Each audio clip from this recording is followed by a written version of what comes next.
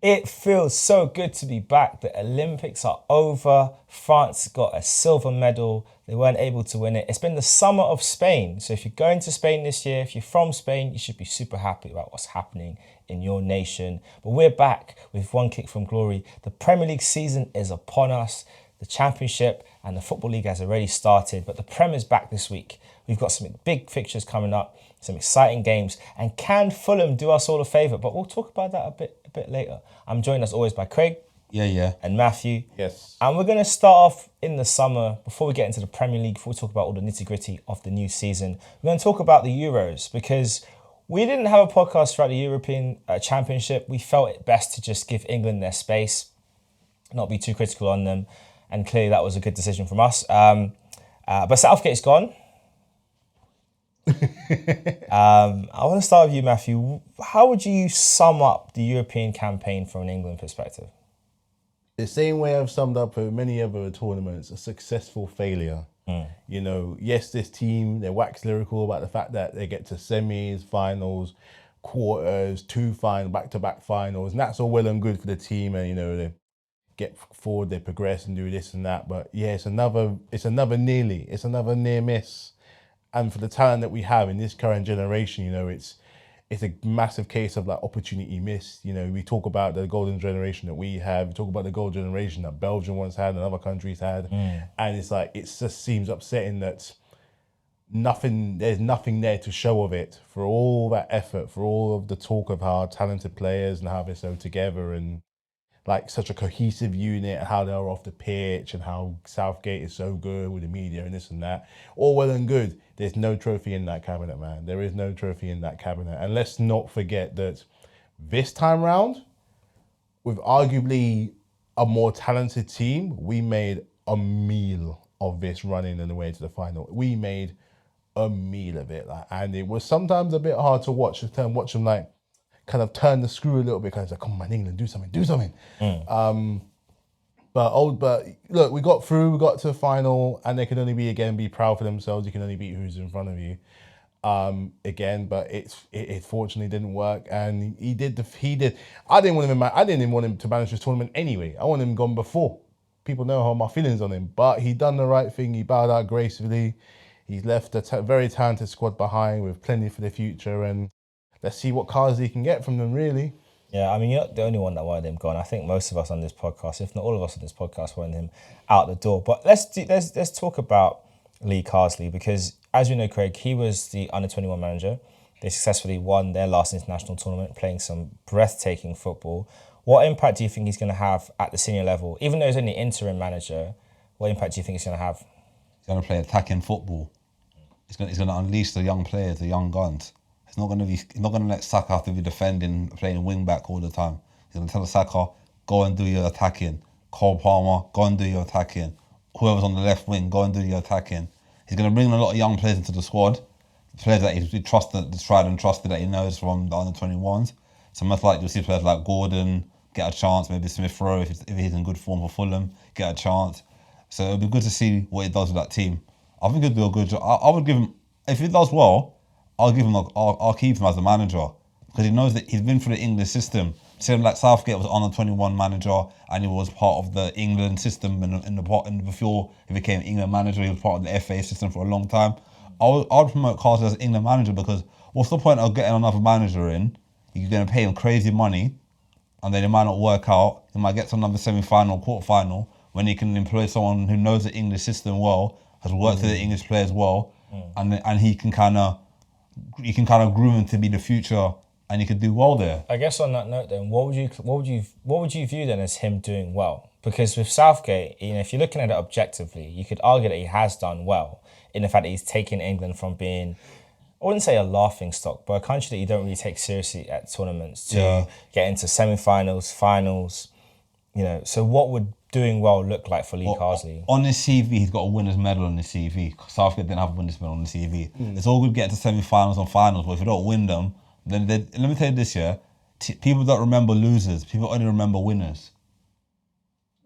Depends how you lose. No, but in But football, yeah, you're right. Yeah. Like Arsenal finished runners-up 2 seasons in a row. They're not going to remember Arsenal as a team that they're going to remember Man City as winning the league twice. True. So with England, he's won the under-21 championship, and England always struggled to win that tournament. Got to a couple of semi-finals and finals and lost. They got battered by Germany many years ago, 4-0. The Ozil generation, Ozil and Muller generation. They lost against Holland with that Holland generation of players, generational talent. So him winning that trophy for England was a big thing. I thought that he would do a great job for England, and I think he would get England over the line. And he would not bottle in a final by playing your star captain when he was unfit and injured, when he had other players who should have started ahead of him who were in better form. He won't be afraid to drop the big ego or the big players. He won't be scared to drop players if they're not pulling their weight. And that's what you need as a manager. You need to be ruthless. Ruthless win titles. Guardiola's done it. All the top managers have done it. Wenger, Guardiola, Ferguson, Mourinho. They've dropped players who have struggled in big games, and they've gone on to win big things. So you need to do that as a manager. And I think Southgate was too pally with the players and too low to players that let him down, and players let him down in that final. So yeah. Again, I guess then on that note, then, so Matthew, it's because we know we've got internationals coming up at the end of in September. For the first England squad, who do you expect to be in it? And if you were to predict a starting 11, considering we have not kicked a single ball yet in the season, True. Who do you think would make up that starting 11? In all honesty, there wasn't much wrong with the team that he cut. Let's take the first game he had. I can't remember who our first game was against in the Euros. I want to say it was like a Slovakia or something. No, Serbia. Let's take Serbia. Yeah, Serbia. Let's take. It wasn't the fact. It's the choice of players was actually quite right. He left the ones behind that shouldn't have gone. So the likes of Grealish, although creativity could have been used, and likes of Maguire, he shouldn't have been going. Henderson, thank God. Calvin Phillips, his favourite guys who hadn't been doing it in the season, they didn't go. And he had a very diverse set of players from across different leagues and different teams, everything from Real Madrid to Crystal Palace. Or even, there are a few boneheaded ones that I didn't get. Solanke not going, I'll still be like, I'm still very surprised considering the great season he had with Bournemouth. But look, we'll digress with that. There wasn't so much wrong with the team that he had. It was how they were playing was the issue. And the funny thing is, even people that don't watch football on a regular see it so clearly. Like, I got one of my good mates, yeah, he's a bigger fan of football. He's wondering thing. He asked me, if Harry Kane's a striker, what's he doing so damn far back? Why is he paddy with Pickford? And that's a guy who knows not much about football. That's a good point. So what do you do with someone that does know a little bit more like football, or talks a little bit more and understands it more? Harry Kane being so far back, like Craig said, Saka being so far back, their attacking prowess being nullified. Jude Bellingham, let's be real, not having the best tournament. He lived off that one great goal, and that was really it. And that's not, I don't mean necessarily see that to be down to the player. I see that down to the system that he's been pushed into. You don't buy a Ferrari or a Lambo or a Porsche to only go in eco mode all the time. Let off the reins, let off the leash. See what these players look at. Look at Spain, man. Let off the leash, young guys, the talent, the raw. That goal, who scored that goal against France? Wicked goal. Yamin Lamar. Yeah, wicked goal. You don't do that by holding the reins. He said, "Go do your thing, man. Go out there and show what you can do." And that's ultimately kind of what won them the tournament. They had the best team, they had the best system, but they had fun with it. When England play, let's be real, it ain't fun. It's sometimes so hard to watch. And I get that he wants to be protective, I get that he wants to be efficient and things like that. But that doesn't always win you the game. And look at the teams we were struggling against in the tournament. We lost the final pre-Euros game to Iceland 1-0 at home. And then when we got there, I think we drew with Slovenia. We crawled against Serbia. I can't remember who else we played. Like,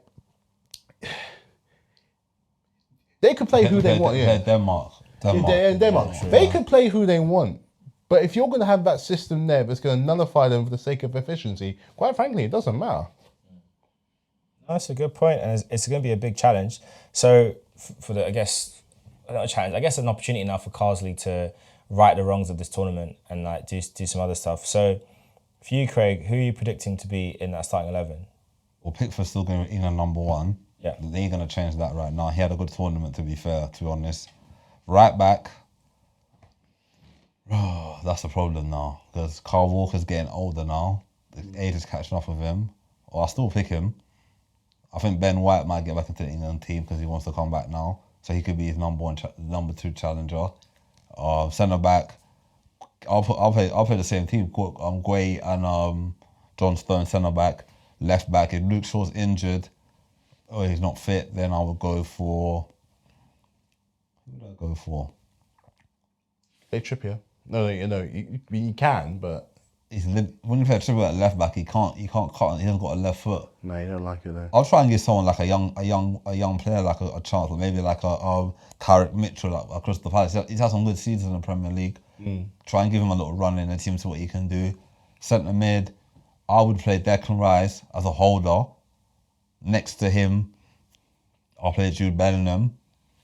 Or, if not, I'll play Kobe Mainoo. He had a good tournament next to him. Have 2 holders. I'll play Jude Bellingham to number 10. Out left, I would have what have I got left? I'd have Gordon or Rashford. If Rashford's in good form, you bring back Rashford into the team because of his pace and unpredictability. On the right wing, I'll have Saka. And then, hold on. Cole Palmer. Cole Palmer has to get into this team somewhere. Maybe I'll play Cole Palmer on the left and he can cut in, but more central, like a free midfield. So make him like more as a number 10, but he can roam around. Give him a freedom to roam around, and have Saka on the right. Then up top, if Harry Kane's not fit enough, I'll start Ollie Watkins. Watkins because of his pace, and teams are scared of pace. I'll start Ollie Watkins as a start, or Ivan Toney, but I'll go for Ollie Watkins. Yeah, that's my team. I guess for you, Matthew, outside of, because you mentioned Solanke not making the call up, who's one player you think will probably get an introduction into the squad? Ooh. Another one. Solanke sticks out for me because of his contribution, but there was someone else that had a really, He started off really well last season, but then he trailed off. He did well for Spurs. There's a space for James Maddison. There's a space, but he needs to be more consistent in his season. If you were to say in the first 3 months of last season, James Maddison would be one of the first to be picked. But his season became really inconsistent. He got injured, and I know Spurs really fell off a cliff after the first few defeats. And I know they're kind of looking at him a little bit as that talisman, replacing Harry Kane indeed, as a star guy. There is still a place for him, at least for another year, but he needs to have a really good 90% of the season. I think if we're mentioning Rashford, he can get in too. So I think James Maddison could have and there might be other young guns out there, but the reason I'm saying Maddison is because I know it's saying because he's proven to be like part of that fold. If we're going to talk about the young guns, we need to see more how the season plays out. Of course, that's a good shout. Definitely one that I'm curious to see how it goes. And obviously for Lee Carsley, I think it's the best shout they could have gone for. I mean, when there was talk of who the potential manager could be to replace Southgate, he's the one I had in my mind as the best fit. I mean, the football under-21s play is great. The fact that even the way he was playing certain players in positions they don't play for his club, like he was playing attacking midfielders as number 6s, just to have more progressive passes on the pitch.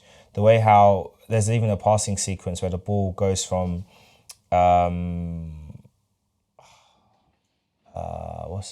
Gibbs-White to Smith Rowe. They have the holding midfielder is actually an attacking midfielder, and he goes through to the striker back to, and it's just like they're just playing one touch, two touch football, and they're just bypassing the press like it's nothing. So just seeing that is really exciting, and I think he could bring a lot to the senior team. But of course, we're not here to talk about England or the Euros or the Olympics. Shocking opening ceremony, forgettable closing ceremony. Big up Tom Cruise for jumping out of a plane, doing what he does best. Let's talk about the season. And it's going to be a big year. One club seems to have an eternal checkbook and forgets the fact that, spending responsibly is important. And we are going to start with them. Let's talk about Chelsea. Another summer, more players in. You guys are a definition of too many man. That actually should be Chelsea's official walkout music now. You I'll should make it happen. put down the liquidator, and you should be playing too many man, too many man, too many man, too many. mash up Don't the two, even man. have. Don't even have that. We need some more girls in it. Just have that too many man, too many man, too many man, too many man. Too many man.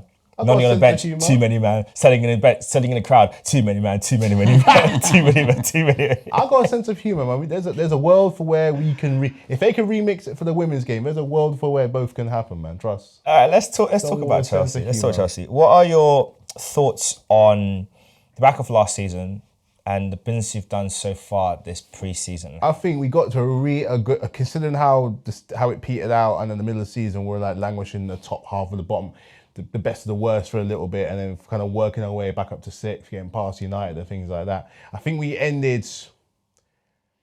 That was the best possible outcome we could have got with how things went. It was the best possible outcome. Some of the poor results we got along the way, and just the unrest and the fact that Poch was really he really struggled to connect in the way with the players. The Tottenham link was always there, and I think that there was a lot of players there that he had to try and really manage and make these generals, and we talked about the generals thing, and he found a real gem in like Cole Palmer, and then he didn't get comfortable with his first team for a very long time with such a big squad, which, to be fair, and this isn't his fault, that he wasn't necessarily prepared for. But at the same time, considering you're one of the most experienced managers we brought in to get something, you still managed to get to an FA Cup semi-final, you got to a Carabao Cup final, arguably both should have gone better. But yeah, getting into Europe is never a bad thing, albeit the tournament you don't necessarily want. But considering how it went, I think it ended the best way it possibly could. We salvaged something. And then the wheels come off when we announced that he's gone. To be honest, I was a touch disappointed, because I think that if we'd stuck a little bit longer, that sense of harmony we had with certain players that he really brought up, I really thought could have continued. He really had the guys that he really liked. Cole Palmer was an obvious one. Cucurella was starting to really get a tune while he was there. Nicholas Jackson was slowly starting to improve. And, Reece James going back, assist, had scored and got sent off, taking an early holiday. Certain players were really starting to kind of find the tune a little bit. And then you kind of restart all over again when he announced that he goes. Then we get in Maresca. Yes, he's had success at Leicester with the Championship, but that's for Championship. So that it's, again, it kind of feels like, it doesn't feel like Potter all over again, because at the end of the day, Maresca's something that he's come back on the prove of. He absolutely dominated the Championship. But again, at the same time, they're two different situations they're coming into. This Chelsea team he's got is already in the European competition. They're already looking to improve on what is coming. And then he's added in all these other guys. Granted, there's some of the guys that he knows in Dewsbury Hall, he's taken in as well. So my thought on the season is improvement to, like, if we're in this tournament, be in it and go forward for it. And the reason I say that is because this young group of guys have never been in this situation. If they go on and win this tournament and we get a good spot in the table, let's say top 4, and they win this tournament and they win it well, that's a good benchmark to then set for the next season. We'll be in the Champions League, and anyway,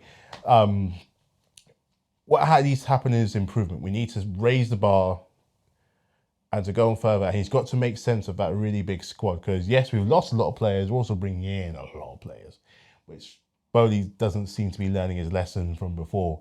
We have all these guys. You can still finish 12th, which is scary. So I just hope that with Maresca there, he knows kind of what he wants, because every morning you wake up with a new guy. Every morning, before I eat my cornflakes, Chelsea another man. I'm like, come on, let me at least put the cornflakes in my mouth before I can digest that feeling, man. It's mad. Yeah. I mean, I don't get the logic behind the signings and how you're doing them. Even the contracts thing, because it was announced today that Cole Palmer's got a new deal. 2033. Which is, the length of it is one thing. But for me, it's like you signed him on a Supermax contract to start off with, which you would have thought would have had good terms on it. Why is it now after one season he has to get a new contract with better terms? Because it makes me think, okay, does that mean that every player, let's say Mudryk has an actual great season for once? Who knows? Does he get a new contract in the summer? Nicholas Jackson, does he get a new contract? So that's the thing. I don't get the logic behind you put them on supermax contracts and you add them a big bumper pay rise after one good season. Now, don't get me wrong. Cole Palmer is effectively now your best player. Yeah. Most important player by far. But the pay rise thing, I mean, depending on what he was on to start off with, because if they had him on low wages, then fair enough. But going from Man City to Chelsea, he would have been on good money. To get a pay bump on top of that, to me, just feels a bit premature. And doesn't make sense with his contract length anyway, and then the new length makes even less sense. But then I guess on that note, Craig, when you look at how Chelsea have been this preseason, do you see signs of positive that they're going to have a good season? Or do you really loosely worry for them and how it might turn out? I worry for the manager. He's inexperienced in the Premier League. That's the only issue I have. He's got a good team, and how to keep the players happy. He's got a good team? Sorry, Karen. Well, Shade. The players he's got should be doing better than what they did last season. That's fair. Yeah. I'll allow. And I feel like the club spent a lot of money, and they gave him a good contract, so he has to do well. I feel that if he struggles, say he doesn't do well in 15 to 20 games, and the team are not where they are on the table, him and Eric Ten Hag could be the two managers early for sackings. I don't know what you think of that, Matthew, but I feel that if he struggles in a couple of games and don't get wins and you're near the bottom of the table or mid-table like last season, and the team are not struggling and the players are not doing well, you might have to make a change. What do you think? He ain't getting 15 games, he's getting 5. He's getting 5. He's had pre-season. We said that we're doing about being pre-season. Pre-season, granted, they had all that travel and stuff like that, but pre-season didn't go the way that I'd be expecting, because last year, we actually did really well. Then Kun gets injured and it all kind of falls from there. As far as I'm concerned, there are no real any injury concerns at the moment. I mean, there's cases of players making fools of themselves, aka Enzo, making damn fools of themselves. But in terms of like injuries and things like that, everything seems to be all right. Lavia's coming back, Fofana's coming back. Lavia played well the other day. Lavia played well, the thing. So there's hope there with the players that are still coming back. You know, the ones that are injured and are slowly starting to come back. You know, so the squad's going to be very, very stacked, and you're still a very inexperienced manager. Where it's like, I get that you want to play in more tournaments, so the FA Cup, the Carabao Cup, Europe. And that's the only real justification you have is that it's almost like you're trying to plan for 4 separate squads. So one question I want to ask you then, do you feel that if you had to sacrifice either Sterling or Mudryk, who would you sacrifice if you had to sell a player now? Because obviously you've got a massive squad, you've got Pedro Neto coming as well. He can play right, he can play left. You've got Sterling, you've got Mudryk, you can play left as well. Out of them two, who would you sell if you had to sell a player right now? I'd sell Sterling. You would? You have to look to the future. You have to look to the future. Sterling will always be an amazing serving to the Premier League, and always be he will be in the Premier League Hall of Fame. He will be in the Premier League. Definitely. For everything he won, yeah. For everything he's won, everything he's done, how he's worked hard to get there from Liverpool to Man City to where he is now. The fact that at one point, at Man City, you couldn't breathe and he scored a goal. You know, arguably, that 18-19 season under Pep was one of his best. The guy was untouchable. He was England's best player at one point. Young starlet to being a grown man. I just think that where the club is moving and how he really kind of struggled with a lot of the players last year, the horror penalty he had last year, one of our games, I think it was an FA Cup. That was an FA Cup game? That's Leicester, I forgot. It was Leicester, that penalty there, funny enough, against Leicester. I think starting to show of a thing where it's like he maybe want to take things a little bit slower, maybe go move abroad or something like that and just enjoy the twilight years of his career. He's not going to be back in the England fold anytime soon, not with the players that we have. I think it's a very slim chance if he wants to get back in the England fold. He's going to be 30 this year. It's going to be 29 now. It's going to be 30 this year as well. So it's not even so much about his age. I think it's just the fact that how the game's just moved. Even for someone like him, the game has moved on quickly, even for him. So he might as well just start enjoying the twilight things of his career. Yes, Mudryk has been difficult. It's so frustrating. But you bought the guy for a lot of money. You got a big, massive contract with him. Age is on his side. You kind of owe. You even got a new trim. You kind of owe to youth, to the future, to put the young guy over. I'm not saying the chance is deserved, but that's the best shot. what I would do, I would loan him out for a season. loan him up to a Premier League team for a season. Sterling. No, Mudryk. Oh, all right. Loan him up for a season. Make him go to a team where a manager can have his arm around him and just try and help him. I think he's a confidence player. He looks confident. It looks very when he misses a chance, his confidence goes. His head drops very quickly. So I'll loan him up to a team where they can help him like development with his confidence and self-belief, and then making him play and get a lot of minutes, and then come up to Chelsea next season. Because there's no point keeping him there if he's going to be on the bench. It's not going to help his development. Loan him out and some of the other players like Madueke and Pedro, let them play, and then assess your options in the summer. If he does well, bring him back in pre-season, start giving him another chance. If it doesn't do well, at least if he has a good loan spell, you can sell him and get a good profit. Get a decent money for him, not a profit. You're not going to get a profit from him now because you paid an awful lot of money for him, but get a decent money for him. I think it's to loan him up to a Premier League team. And that would toughen him up. Go to a club that's a physical team, that would toughen him up, and then hopefully he can rediscover his form. I think he just needs to play.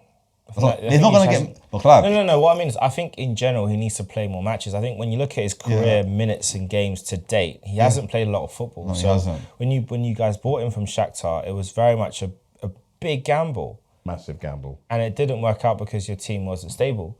And last year he showed flashes where there was something, but on the most part, not quite good enough. So yeah, I think definitely needs to be playing more regular football at a different club most likely, because I don't think you guys can afford to give him the time he needs to get to the level that you need him to be at, because you have got bigger fish to fry. Otherwise, referring to you as a top four might start looking a bit shaky. Anyway, one last thing on Chelsea. You mentioned Enzo Fernandez. Obviously, there was the whole controversy of what happened following Argentina's Copa America win and the song they were singing on the bus. And do you think that incident is going to kind of affect squad cohesion? Because I know that they say they're going to do it, they've dealt with it internally. Chelsea have said that. But I know Wesley Fofana didn't like that song at all and how it was been put, and the way the people from Argentina government level and sporting level have kind of just doubled down and said that the song's the truth, deal with it kind of thing. But do you feel that might be a subplot in your team? Because I'm very curious what's going to happen. Say your first match in the season, say Enzo gets hit with a hard tackle, who's going to actually go around to defend him? Yeah. That's what I want to see. I don't care about when these people score goals, people celebrate. I want to see what's going to happen if he gets kicked around, or if he gets knocked off the ball, or if people are starting to target him. How are his teammates going to support him? Are they going to back him, or are they going to look at him and be like, yeah, whatever? This is something that Enzo's got a nip in the bud. Before the first game even starts, pre-season's pre-season, because they can play in pre-season, they can be done before the first Premier League game. So I'm not even going to get too bogged down by that. The Premier League is where it is absolutely going to count, especially in that first game against Man City. It don't get much bigger than that. It's emotionally attached wise, it ain't there with Enzo, because this is a very similar situation that happened to John Terry back in 2011. But agree to disagree. I would say it was very similar. I mean, but similar he openly said it. But the emotional attachment to him meant that your response right was or wrong, different. however way you look at it, helped him out a little bit. That's not going to be the case for Enzo. He hasn't been there. Then again, he hasn't been there long enough to contribute to the club emotionally to gain that kind of support. And also, let's just make it clear. He's been crap at Chelsea. Let's just call a spade a spade. His time at Chelsea, he has been crap. And that's why I think if no one was going to back this man, and he went out the door on the back of shame, a lot of players and fans, I don't think will bat an eyelid, because there's no emotional attachment there. Yeah. I'm going to be brutally honest about it. It's a bad situation where it's like you've been brought in and you haven't exactly shone. I still remember that massive miss he had against West Ham in the second game of the season, virtually not costing us the win, but a big component to why we didn't win. You haven't necessarily delivered in what's been promised from a World Cup winner, someone who's been brought in again on in big money with a lot of promise. Granted, he came in a lot of unrest, but at the same time, you're a talented guy. Again, World Cup winner. You have something about you, but why we're not seeing it in the Chelsea shirt, I don't know. It's not enough to have few good flashes. We need to see these performances 38 games. 38 games. The emotional attachment, again, though, could be a reason why I don't think many people are going to be, a lot of players are going to be like overly, like, too bothered. I mean, I personally wouldn't be, me personally. So he's got some repenting to do. Is all I'm saying. He's got to show these performances on the pitch. We don't want to know. We've seen what happens at infighting at Chelsea, and this was in a much better team. Bear in mind, you know, Wayne Bridge, John Terry settings, if you know what I mean. Way. Yes. You know. If you don't worry about it. No, yeah, I mean, you're right. You've gone through similar challenging times in the past as a club with players that mean more to the team and to the fans. I think with Enzo, he's got a lot of ability, but I just haven't seen. I just don't think he's that. I wouldn't say he's not invested because he's a professional footballer, but I don't think comparing him to Conor Gallagher and Trevor Chalobah, and obviously their situations right now, the club trying to ship them out, and I think how they're doing it is just disgraceful. But those two get Chelsea. Yeah. They get what it means to be a Chelsea player. They get what it means for the fans. They get what it means when you step on that pitch, when you step on that terrible pitch at Stamford Bridge. It is a terrible pitch. But when you step out on that pitch and you're wearing that shirt, what it means to the fans, what it means to everyone. And with Enzo, I think it's just he's playing for a team. And for Argentina, it's night and day difference. Obviously, for your country, there's a different level of responsibility, different level of pride. You're gonna play at your best. But at Chelsea, he has not risen it enough. He's not risen it enough. He's just done in okay. And I feel that when him and Caicedo play together, they don't work well together. It should work. When Enzo was injured last season, Caicedo started playing some quality football. Do you remember? And towards the end of the season, you see Caicedo was improving. He was getting better. I also think for Caicedo, because I think he said in the interview as well that a lot of his season last year at Chelsea, he was hampered by the price tag. And there came a point when he just said, it doesn't matter. And he finally was able to sort of forget about it in his own mind, and that's why his performances went up. But yeah, Enzo's got work to do. We don't love to see it, but if he fails next season, it is what it is. It is what it is. Over to Arsenal. We have made technically, I think 3 or 4 signings so far this summer. We've got 2 under-21 goalkeepers. David Raya apparently signs, that's 3 goalkeepers. And Calafiori, a centre-back. That's 4 members of the defensive department that we have signed, even though we know we need attacking reinforcements. Craig, how do you feel about the state of play at Arsenal and what we're doing so far? I'm not happy. It's a joke. We pay our good money to watch. We pay our good money ever since to go watch Arsenal play, and then we're going to end up coming runners up again because we're not buying the right players. Arteta, we're screaming for a striker for the last how many seasons we've been screaming for a guy who can score 25 goals or 30 goals a season that will win us the title. He still hasn't bought anybody. He brought in Havertz last season. Havertz not going to score 30 goals a season. Havertz wasn't bought as a striker. Well, he played up front. He ended up there, but that was not how we signed him. Jesus, as good as Jesus is, he looks like a prime Ronaldo in pre-season. When it comes to the season, he gets injured after one game, out for months, and then when he comes back from injury, it takes him years to get back fit again and sharp. We have no striker. Eddie Nketiah hasn't scored an away goal for how many years? Can't score in the last goal he scored for Arsenal was against the hat-trick against Sheffield United. Hasn't improved off the ball running.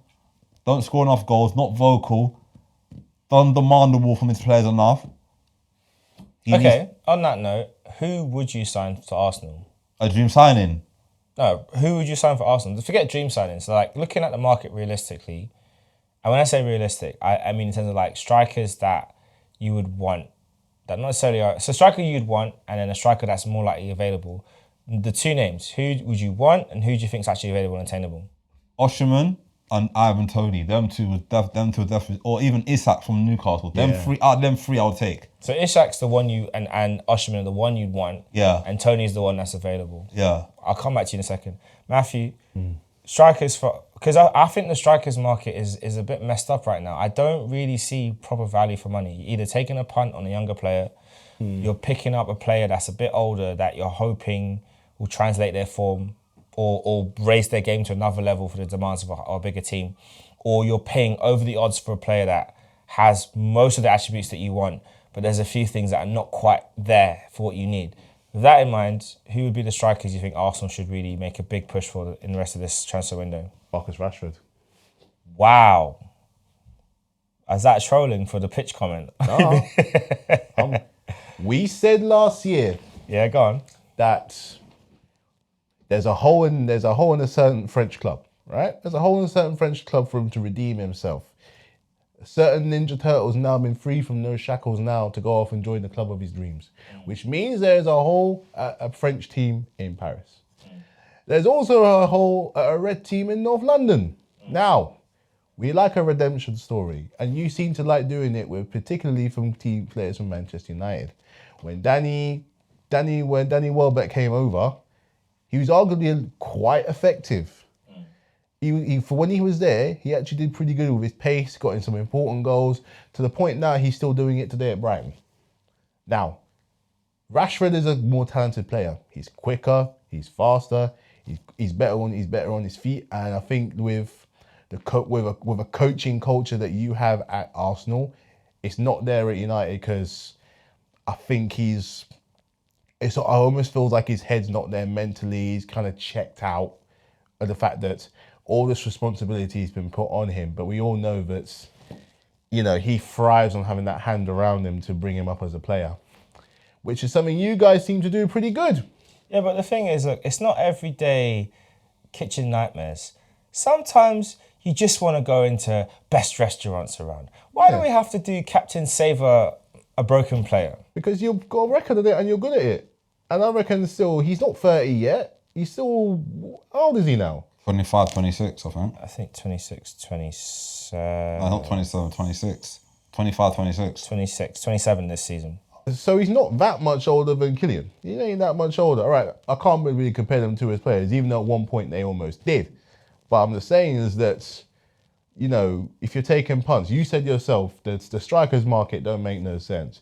You're paying above the odds, or you're taking a risk on someone that's overage and it's probably just there for the money. So if you want to take on, like, say, a Lewandowski or a Kane, if you really wanted to punt for it, or hell, and get Aubameyang back in the fold, you're going to be paying through the fold. Why not go for that risk but pay less money? You're going to be paying less money for him than you probably would for any of those guys. No, I don't think so. You think they'd pay more? I think United would demand big money for Rashford. Oh, no, So they don't want to sell to a top four rival. Arsenal and Man United's rivals, even though they wouldn't want to sell to a rival. Well, 9 years ahead, man. They got bigger fish. They got their own scrambled egg problems right there, man. Yeah, but Man United are going to want to charge us double the price for him. They ain't going to give. We're going to have to pay at least 70, 80 million for him, maybe 90 million for him. English tax, isn't it? English tax. So yeah. You're going to be doing that for any striker, to be fair. If you're going to do it for Isak, it'll be the same. Isak's going to be 100 or something mil. If you're going to do it for Ivan Toney, it'll be the same. If you're Osherman would be more. You can get Ivan Toney for 40 million, man. He's out of contract end of the season anyway. You can get for 40 million. That's a bargain. 40 mil? That's a bargain in today's market. What, now? Yeah, he's out of contract end of the season. He's almost 30 as well, so we'll get him for a good deal. 40 million's a bargain. Look how much Rashford Hodgson went for last season. 72 million. What has he actually done for Man United? That's a waste of money. Who was the other striker? Dominic Solanke had a good season at Bournemouth last season. For like 60 mil. That's what I'm saying. So if we get Tony for 40 million, that's a bargain in today's market. An absolute bargain. It would be, but I mean, obviously the club haven't moved for him for whatever reason. If they feel like he might be the right fit, maybe they're just trying to wait and see. I mean, yeah, we know a team that needs a prolific goal scorer, has no problem splashing the cash, seems to find space all the time. He ain't coming to us. Why not? If it wanted him that badly, we would have punted him for it last year. If we wanted it that badly. Like a striker, but he can do. And that's why he swore to come, he came to Chelsea at one point anyway. I'm just saying that, like I say, yeah, again, for the strikers' options right now, in the broad, they're willing to go ahead and flash it. In the Premier League, it's weird because you're paying, like you said, you're paying above the odds for raw talent or someone that's overage. It's going to be that risk. And to find someone who's going to challenge Haaland for the Golden Boot again, it's going to be really, really tough. So maybe it may be a case of, you know, I don't know. I just know that Jesus and Eddie ain't doing it. That's all I know. Definitely not. Well, I'm giving Jesus a chance this season. I'm hoping for the best. I'm putting my stocks in Jesus to prove you both wrong, and get at least 15 league goals this season. At least. Would that win us the title though? That's the bare minimum I'm expecting from that guy. I want more, but I'm saying 15. As for the title conversation, I think we'll need more. But that being said, we scored the most amount of goals in Arsenal's history last season. So we needed, to be honest, if you look at it, there's 2 matches that really cost us the whole thing. That's the matches pre the December break, or pre the turn of the year. So we just need to find a way to get over that line, and I think we need that game breaking player, that player that can do it on their own in the toughest of games. We know Saka can. Martinelli was not on it last year, numbers wise. It was not what we wanted or expected from him. So if he can step it up big time, I still think maybe a maverick winger would be an option, like a player like, I know he's a bit hit and miss, but Rafael Leao would be very interesting. Nico Williams, if we can convince him. I know he's got the number 10 now, Bilbao, so likely he's not going to leave. Come to Arsenal, we've got number 10 shirt available for him. But he would have been a great shout. But it's difficult to pick who you're going to sign, because it's like, yeah, they're going to take a gamble on someone, or you've got to pay big money to get a player in that you really want, or you take a player like a Rafinha, who you know can do a job, but may not be fancied by everyone. He could be our new Trossard, but I think some fans would want more. Mm-hmm. I know that Edu is working around the clock to do something. So I wouldn't be surprised. I mean, I know there's been talk about Victor Gyökeres from Sporting Lisbon, that we could pull in him, but I mean, his celebration's cold, but I'm not convinced. I'm not convinced. He's a championship player, man. I liked him at Coventry when he was there. I'll say he's not a Premier League player, sorry. Not for Arsenal.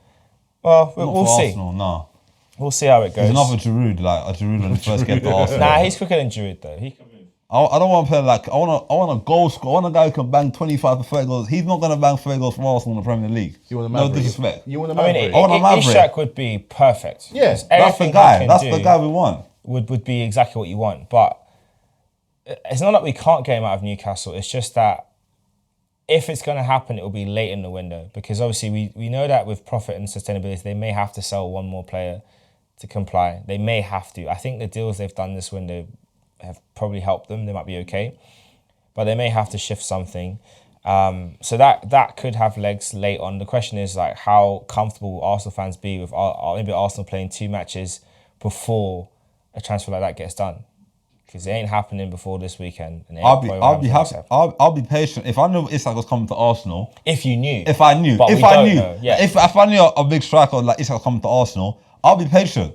Yeah, I'll be very patient. But we don't know right now. I don't know, but if Edwards is cooking something and Isak's the guy we're gonna go for, I'll be happy like he did with Ozil. When Ozil came to Arsenal, everyone was the whole club. It uplifted the whole club after and then those were rubbish, absolute rubbish them days. But it uplifted the whole club and then brought the club to a respectable level again that Arsenal can buy big name players from Real Madrid. So if we get someone like Isak from Newcastle, one of our rivals, well, he's our rival because he's a rival club in a way, then he would be a statement signing. He would be the striker we needed since Aubameyang left. We haven't replaced Aubameyang. Technically, we didn't replace Aubameyang. In terms of goal numbers, yeah. He would definitely score the goals that Aubameyang scored for Arsenal, even more. Only thing I worry about is his injury record. His injury record's a bit hit and miss, but if he can sort out his injury record, he might get it good. He will score goals for Arsenal. Oh my gosh. I remember that game against Liverpool when he turned Van Dijk inside out and scored an absolute screamer. And that goal against Man City last season, outside the box. I'm betting in the top corner. That's what Henry style finishes like. That's the kind of striker we need at Arsenal. Not Jesus twinking, testing, twisting, and not putting the ball in the back of the net. I don't need that, man. I need a striker who's gonna bang in 30 goals a season, and that's the guy who I think will do it for us. You're right, he could do it for us indeed. Now we're going to head over to Merseyside to hear Mark's thoughts about Liverpool and how their season's going to go based on their performances in pre-season. So going into the new season, you have to think that Liverpool are in a pretty strong position. Arne Slot came in, they've beaten Arsenal, Man United and Real Betis in pre-season. They look really strong in the way that they're playing. They're set up well. And I think that you have to you have to imagine at the very least they're contenders for the top four. Obviously, lack of signings, I think, has probably been problematic and has brought some question marks around fans as to whether or not they're going to be able to push on after Klopp's departure. But I think that the team as currently is very, very strong. And I would say probably a third place finish would be where I would expect them at the moment without any signings.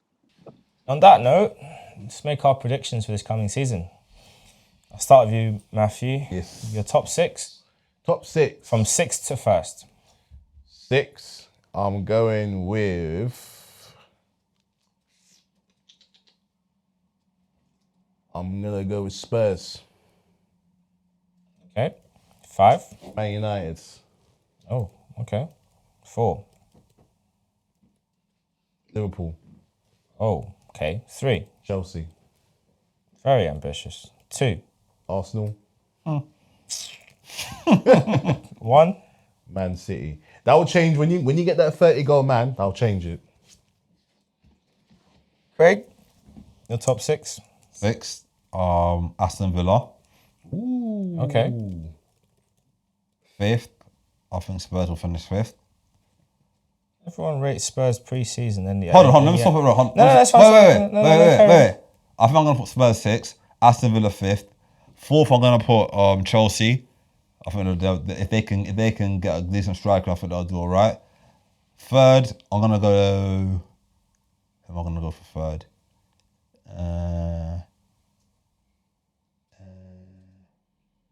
I think Liverpool. Liverpool finished 3rd. 2nd, I think after Man City have won 70 titles, I think this season they might end up being runners up this season. So I think Man City are going to be 2nd. And if Arsenal can get that 30-goal striker like an Isak or someone, I'll back Arsenal to finally end their Premier League 21-year hoodoo and win the league this season. I'll back Arsenal to win the league this season if we get that striker. If we don't get that striker, I'll put Man City top and Arsenal 2nd. But I think if Arsenal get a decent striker like an Isak, I'll back Arsenal to finish top and Man City to finish 2nd. That's my team. Forever 21. I think because of... I think Chelsea are going to be 6th. I don't think you'll have enough this year to make the jump back to top 4. But you'll be back in Europe and you'll stay in Europe. So Chelsea back in 6th. In 5th, I am going to put Aston Villa. I think that the dealings they've done this summer, I think just building on what they've done. But then I say that they're in Champions League this season, so they could have a massive fall off. Like a Newcastle last season, yeah. I'm going to keep them there. 4th, I'm going... Just because I think it'll be interesting if it does happen. It's a wild shot. West Ham. Come on. Wild shot. 3rd, I am going to put Man City, and I'll explain why. 2nd, Liverpool and Arsenal for the title. The reason why I'm saying... See, even this microphone is like, Clive, you're tripping. Let me run away from you. The reason why I'm saying Man City for 3rd is because their 115 charges is being... That case is going to court in September with a ruling likely by March 2025. So I think that will drop them down the table. Yeah. If that doesn't take place, then just shuffle up shuffle the 3, and City will win it. We'll come 2nd, Liverpool come 3rd. I'm not saying that we'll win it because Man City have had the points deduction. I just think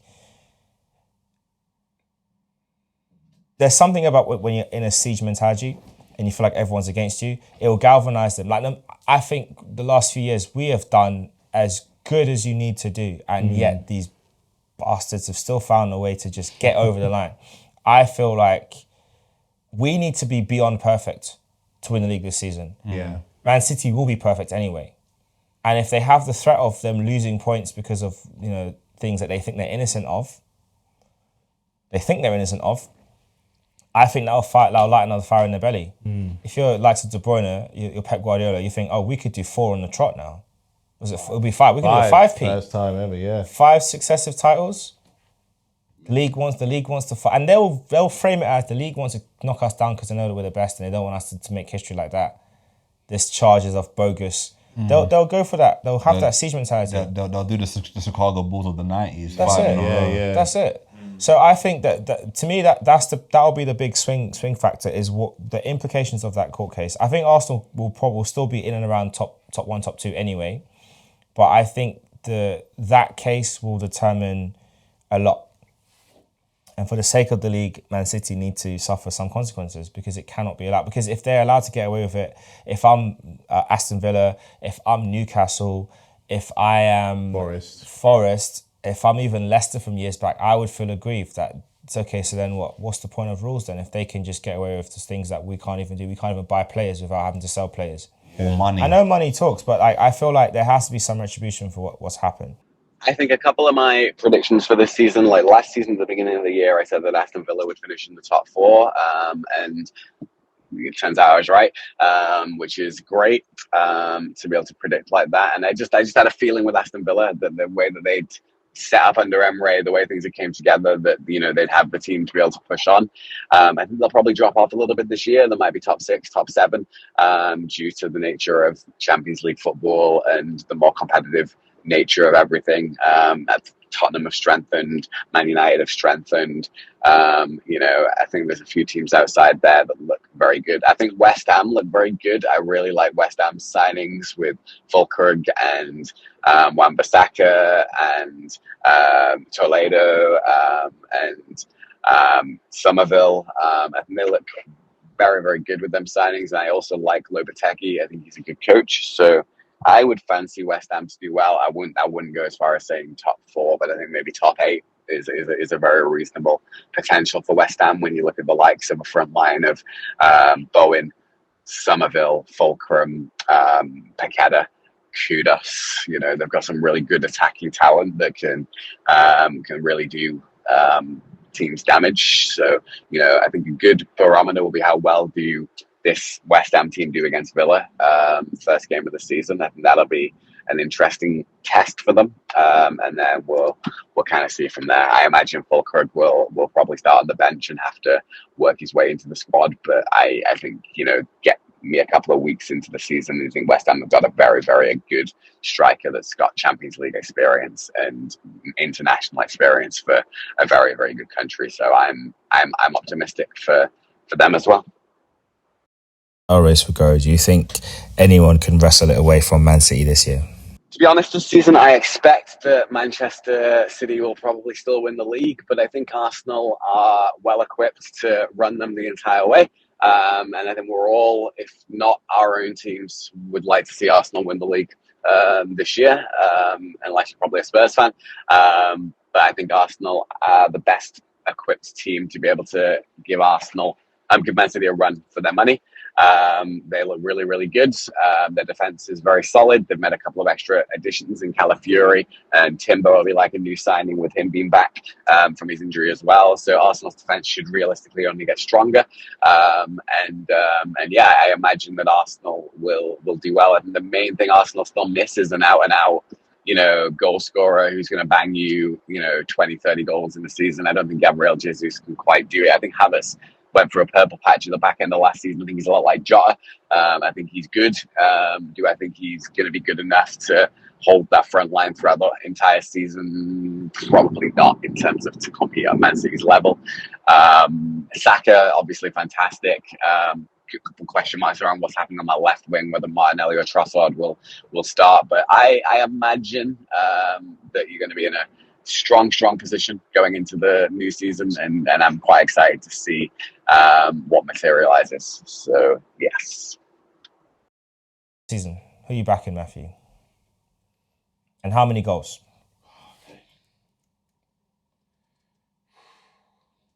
Whilst you think about it, Craig, who you got? Haaland again. How many? 30. 30 goals. Haaland. I'm gonna curve it a bit. I'm gonna say Solanke. Oh, at Spurs. He had a cracking season last year. How many goals? 23. Is he going to be top scorer 23 this season? 23. I don't think it's going to be a big scorer. Wow. Who am I backing to be top goal scorer this season? I'm going to go Salah. I think he's going to do a 30-goal haul again. So Salah 30. I think people are going to be very surprised at what he does this year. So Salah for me. Clean sheets. Who's getting the Golden Glove? Craig, who you got? And how many clean sheets? I think David Raya might get it again. He had a good season last season in goal. He won the Golden Glove last season, David Raya, didn't he? I think the top 3 Golden Glove, I'm going to have the top 3. Okay. I'm going to have David Raya. Yeah. I think Alisson, if he has a good season, would do well. Yeah. And I'm going to back...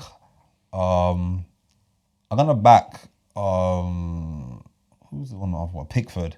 He had a good... He almost won the Golden Glove last season as well. Yeah. So Okay. I said them 3. Because Pickford's a good shot stopper. I think them 3 will definitely do well. Matthew, who's your 3? So from in third place, I can go Edison. Second place, I'm going to go Raya. First place, I'm going to say Pickford. Wow. I'm feeling an Everton resurgence. They're coming back. The last season at Goodison as well. They're coming back. They're going to want to put. They're going to want to put on a show for the fans this season as well. In their final season at Goodison Park for them move to their new stadium. So, yeah. Feeling it. I'm feeling it, man. Well, I'm going to go... I think Raya will be up there. I think Edison will have to be there because if they're challenging for the title, he will be there. And I'm going to put Ramsdale. If he gets a move. If he gets a move. And if he doesn't get a move, I am... Alisson. I was going to say Onana, but I don't know where that thought came from. Let's leave it out. I'm going to say Onana. Biggest flop or biggest disappointment? Who you think is going to be the player that's going to let people down the most this season? Or signing or any player. Signing or a player at a club that you think should kick on and doesn't kick on? Charlison. Wow, okay. But everyone's thinking the same. Matthew, who you got?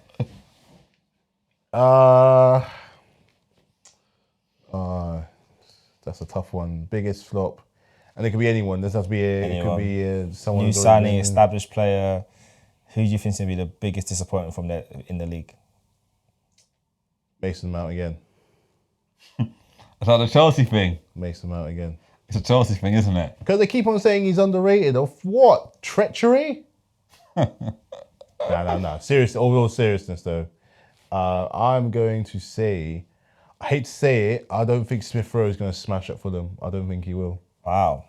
I don't think he's... Got 2-2 pre-season games so far.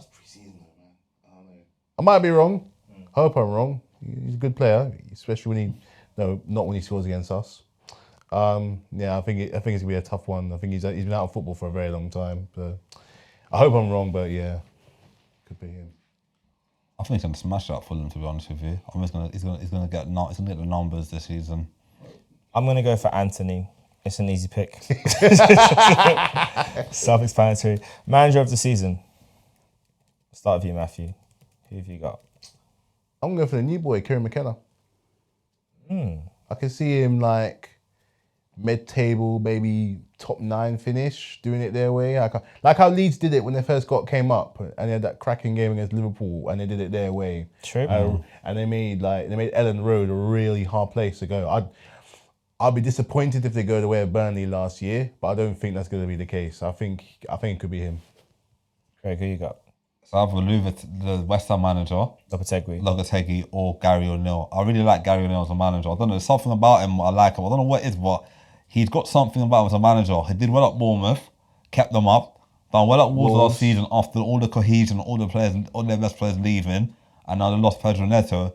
I feel like he's a manager that you can give him, he can be in a dark tunnel and he can have the light and he can shine in a dark tunnel. So I feel like he's a manager that I think will do well for this season. I don't think Wolves will get relegated. I think they'll do well again. They'll invest in the squad again. They'll back him with money and they'll get the right players for the right system. And I think they'll do well again this season, but not well against Arsenal. They'll lose against Arsenal, but they'll do well in the Premier League this season. So I think Gary O'Neill will be a manager this season. Decent manager, isn't he? Quality, isn't he? I'm stuck between two. I'm looking at either Sean Dyche or Russell Martin at Southampton, just because I think, wouldn't it be nice if Southampton can survive? I like Southampton. and like finished 15th Yeah, yeah. and survived. And everyone's like, oh, okay. And then for Daesh, wouldn't it be nice if Everton finished 8th? And get European football. That'd be be a nice. good- That'd be nice. nice. See, end it on a high. Because the way they were last season, their form, minus those points deductions, they would have been they wouldn't have been that high, but they would have been much better mid-table. They'd have been like 10 or 12, isn't it? Yeah. So they can build on that. All right. So for our individual clubs, who are we saying is going to be our best player? As is always the case, you would expect Liverpool's best player to be Mohamed Salah. 7 seasons, scoring nearly 20 goals plus, but at least 30 contributions pretty much across the board. Didn't have any international tournaments or anything like that, and should be fresh and ready to go. And the thing that's in Liverpool's favour is I think the fixture run for the first 8 games is very, very good.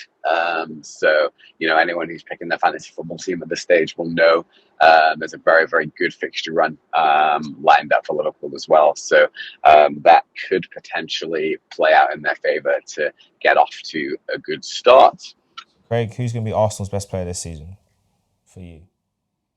Has to be Saka, man. Okay. He always delivers. Matthew, who's going to be Chelsea's best player this season? I think it could be 2. You've got a lot to pick from, so 2 is very generous. I got 2. Go on. Caicedo Yeah. or Cucurella. Hello. Me, I am going for the captain, Odegaard, and I'm also going to go for... Let me think for a second. Well, I'm going to have Saliba and Saka for my one. I think Saliba's going to have a big season again this season. And this time, when he gets over the line this time.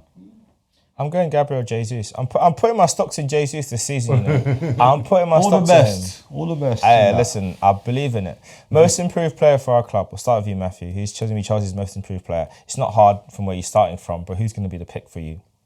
Nicholas Jackson. Jackson. Craig, Arsenal's most improved player? Martinelli. He needs a big season this season or else time to ship him on. Me, I am going to say Fabio Vieira. Nah. He has to. But he has to. He hasn't got a choice. He really has to. In terms of most improved player for Liverpool, I think it has to be this season probably Dominic Szoboszlai, playing in a cam role, hopefully for the majority of the season. If he can find his place there, I think he could do a very, very good job, get a couple more goals and assists and be more impactful on games in a way that he's not been up until now. Last season, I think, was quite a disappointment for Dominic Szoboszlai. We expected a bit better than what we got, and he really didn't come to the forefront at any stage, really, in the season. He had a couple of glimpses, but that was about as far as it went. So I think Dominic Szoboszlai would be the one I would look out for as potentially most improved player. On top of that, I think you've got the likes of Harvey Elliott, who really needs to break into this Liverpool team, and this is his chance to do it. He's got to really break in now. If he doesn't break in now, then I don't really know when he will. So this season is a very, very big season for Mr.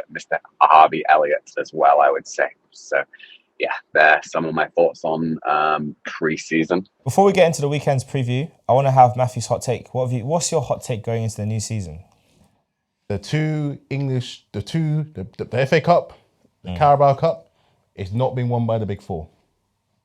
Wow. Neither. Who's going to win now? West Ham? I can see the Carabao, Yeah. maybe Everton. Okay. FA Cup? The FA Cup, let's say there's going to be a championship team in the final. I don't know which one. Wow. That's The championship. That's a very big Let's hot go take. blazing. Let's go. I'm tired of the big teams win the FA Cup every time. Tired, man. Tired. I tell you what. If this happens, we'll try and get FA Cup final tickets if this prediction comes true. In fact, whichever one of these two. If it happens and Everton are in the semi-finals, we're going to try and get tickets for the final, and we're going to try and be there. We're going to say that much. We'll put some money down. We'll see. No more back-to-back Manchester final, man. Can't do it. That's boring, man. Don't want to have that again. Can't do it. Right, let's look ahead to the start of the season. We've got the first game coming up on Friday, Manchester United against Fulham at Old Trafford. Big Friday night under the lights. I remember when it was us against Brentford and everyone was clowning us. Craig, Has Iwobi and Smith Rowe got something for them? Or is it course. business as usual? Of course. 2-2 Fulham. 2-2. 2-2, man. Desmond. Matthew. I'm going 1-1. Wow. Man United win. I cannot fathom the possibility of them starting the season with anything but a win. I can't picture it. I can. But if they lose, countdown. Right. Saturday kicks off with Ipswich at home against Liverpool. That's going to be a hard one. Hard one to call. I think I'm going to say a 2-1 Liverpool away win. But it's going to be like a last-minute winner. It's going to be very tight. Because Ipswich ground is an old school... what's the ground called? Portman Road. Portman Road is an old school stadium, like hybrid used to be. Tight stadium. And I think McKenna is a very good manager and he's got some good players as well. So he's going to be very tight. They're going to defend deep. They'll try to hit them on a counter-attack. So I thought it's going to be a 2-1 win to Liverpool. It's not going to be an easy game. Okay, Matthew, what have you got? 3-1 Liverpool, but Ipswich score first. But they have an absolute cracker of a game. Arsenal versus Wolves at the Ems. 3-1 Arsenal. 3-1 Arsenal. Everton, Brighton at Goodison. 3-1 Everton. Wow. 2-0 Everton. Newcastle, Southampton at St James's. 4-0 Adidas sponsored Newcastle now. 4-0 Newcastle. 4-0. Well, I think it might be a bit closer. 3-1 Newcastle. Okay. Nottingham Forest, AFC Bournemouth at the City Ground. Well, Bournemouth have got no striker now, so I'll say 3-1 Nottingham Forest. They might have Nketiah if they pull their finger out. I'm calling a draw. 1-1. Wow. West Ham Villa, last game on Saturday, and that is at the London Stadium. If all West Ham if West Ham new signings gel on that day, Aston Villa got new players as well. I think it's going to be a 2-2. I think it'll definitely be a draw as well. 2-2. 2-2 West Ham. Yeah. And then Sunday, Brentford against Crystal Palace at the G-Tech Community Stadium. No more Elise. I'll say Brentford win 2-1. And they won't have Mateta because he just finished Olympic duty as well. I think Brentford 2-1. Rumours are true about Saha coming back. I don't know. I'm going to say Brentford Palace, right? Yeah. G-Tech. I think it might be 2-1 Brentford. And Brentford would have Tony available to play because he came back to training recently, so that should be good. Then the big one on Sunday, Chelsea against Manchester City at Stamford Bridge is falling down, falling down, falling down. I'm brave, man. 2-1 Chelsea. Wow. Listen, if you could do that, the football world will thank you. I don't see it. Craig? I thought it's going to be 3-2 City. Actually, last year you had their number though. Twice. But 3 times. But in the different FA coach, Cup, though. FA Cup, Premier League, the league twice. Yeah. Different coach though, so it might not be the same. But you got something for them. I thought it was going to be. You know what? Let me check my 3-2 for it. I think it's going to be a 2-2 draw. If it came with that, I'll take it. 2-2 draw would be a point on the first game of the season is better than 0 points. So True. yeah. And the last game of the weekend, Leicester against Tottenham Hotspurs at the Leicester City Stadium. Do you know what? Yeah, Leicester did well in the Champions League last season, and they still got a lot of Premier League experienced players in their team. And Tottenham, They got Solanke. yeah, but he's not gonna. I back Leicester to get a win, 2-1 win Leicester. Against Spurs. Yeah, I might be wrong, but I got a weird feeling. Tottenham don't really do well to start the season anyway. So I think I'll back Leicester to win 2-1. 2-2. I'm going for a Solanke hat-trick. Good luck. On Good this luck day, with that. In considering he was borderline going to be my flop of the season, but I decided to just hold back on that prediction. So we'll see. I think we'll call it there. You know, I think it's going to be a very exciting season. There's a lot to come. You know, one of the things that I find interesting as well, like as we're getting older, watching football more and more, we learn more. We think back on the nostalgia of the previous teams that we used to like, previous players that have come and gone. Football games. You know, technology has improved so much, but yet the quality of games we have and the options have reduced so much. You know, like EAFC 25 is coming out soonish, September time. You've got eFootball, which is not what it used to be. There's the UFL, which is coming out. There's a game called Goals, which is in development. Football Manager is always consistent. But we don't have a great video game anymore to really hang your coat heads on. So I'm hoping FC 25 is up to the billing. I'm hoping eFootball can figure it out and bring back the magic of PES properly. And I hope UFL can actually release a viable game because we need competition. EA Sports cannot have it all their own way. It's just not good. But anyway, and just like EA Sports like Man City, you need competition. to make this thing worthwhile. Otherwise, it's just boring and you get complacent and you just churn out crap and get away with it. See you all next time. Peace out.